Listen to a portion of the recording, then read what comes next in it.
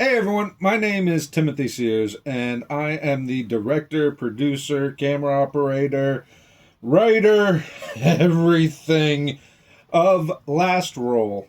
And this movie means a lot to me because it deals with some heavy stuff like loss and the inevitable. I kind of pick up my story where there's no hope.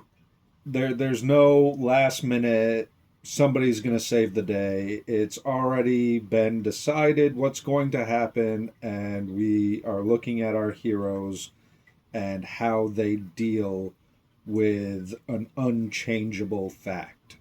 And it really hits home. Uh, our gaming group lost a friend recently, and it really hit home. And we'll get into the movie. All right.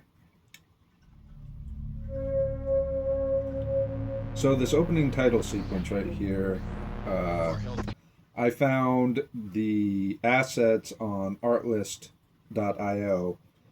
and I kind of built my movie around this concept. Air system. 0.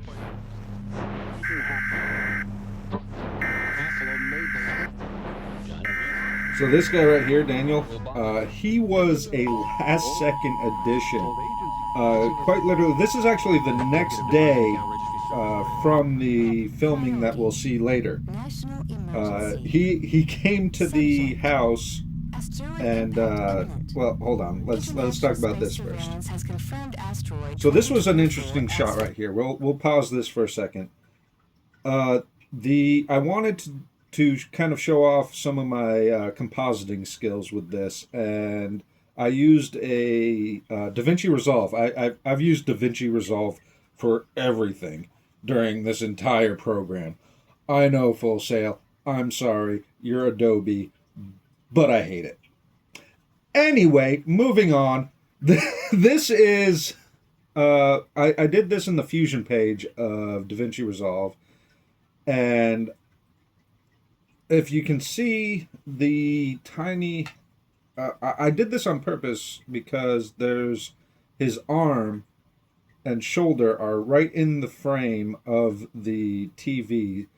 So it was kind of a challenge to myself to composite it and to just kind of flex my editing muscles a little bit. And how I did it was I corner pinned and planar tracked actually, no. I tried planar tracking the television, but I had a moving image on the television, so the planar tracker kept trying to track the moving image that was moving on the TV because I was dumb and I didn't turn the TV off. So what I ended up doing was I tracked the little picture that you can see on the left-hand side. I put a box around that picture and I tracked that, and then I used that tracking data to corner pin the image to the television. And anyway, that's how I did that. And this like 5-second scene took me like 5 hours to do because I wanted to challenge myself. Anyway, let's continue. Estimated impact. The emergency broadcast system. The voice was actually an AI generated thing from Artlist as well, so I do have permission to use that. I've got the whole creator's license for it. So in these couple scenes, up until a certain point in the future, I purposely made every one of these shots on the more cooler side. Further instructions to follow. Remain calm and prioritize safety. And coming up here, right here, when we transition to the music, I didn't have any audio for any of this. It was just all straight, no audio going into the camera. So I tried to find a song that fit, and I really love the contradictory songs, like a really uplifting song when something's like somebody's murdering somebody. I always find that funny, so I tried to find an upbeat song to go with this. And that's twofold. One, because it really went with it and it really pushed the contradiction that I love. And it saved me a lot of work on sound effects. I didn't have to do every little footstep. So the transition with the music really saved me time and fit the movie. That transition right there, where he walks into the camera and then back out, it's such a simple transition to How's do, everyone doing? and yet I'm alright. when you do it right, it just works. All right. Thanks for coming, guys. I know you could be doing other So things. these guys, I'm going to pause right here. All right. So this is what I'm talking about. This is the day before in actual filming order. So he wasn't even originally thought of as an actor, as part of the talent group in this.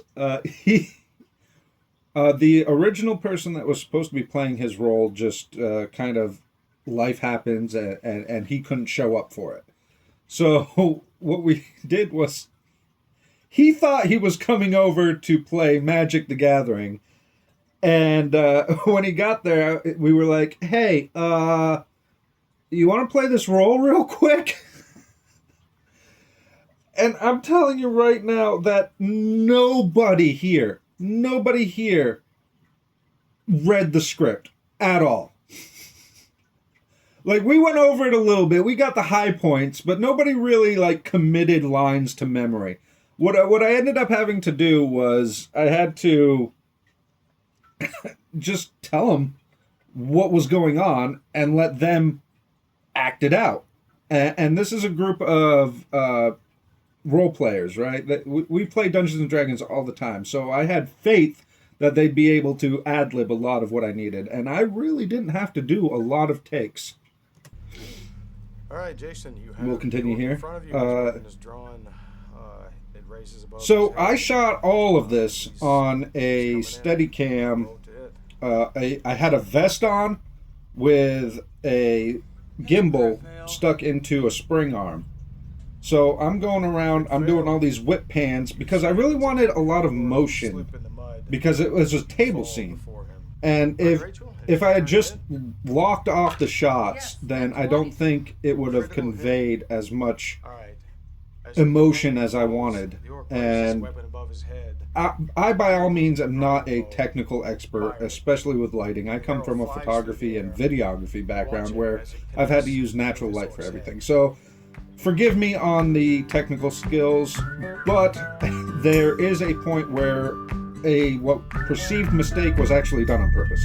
Right here, everything's blue, everything's a bit overexposed, everything's a bit much, right? Everything's just over. And while he's blowing up, I really wanted to convey that. So what might seem like a mistake with the background being overexposed and everything blue, it's actually on purpose for that moment right there. I quit watching the news when they said we were all gonna die. And his take was absolutely beautiful. Everybody here at this table has experienced a loss of some sort. Not only with our own personal friend, what this movie is dedicated to, but him personally right there. He had just lost a family member just like a few days or maybe a week ago at time of filming. Destroy us all. And We're all gonna die. his first take was One last time. phenomenal. Something we've The loved. best take of all. The very first one he did. And I couldn't use it because I had to keep it PG-13, and there was a lot of F-bombs. Just one And last my buddy there playing the game master, his retort, both of these scenes right here were completely ad-libbed, and I loved them, and they just brought their true emotions to the scene. We're going to the montage after the blow up here, and playing the music, and we're coming into the last bit right here. And so the whole concept of this movie in general is that this is the last game they're going to be ever played together. And you notice how it kind of warmed up right there. I warmed up the temperature of the white balance.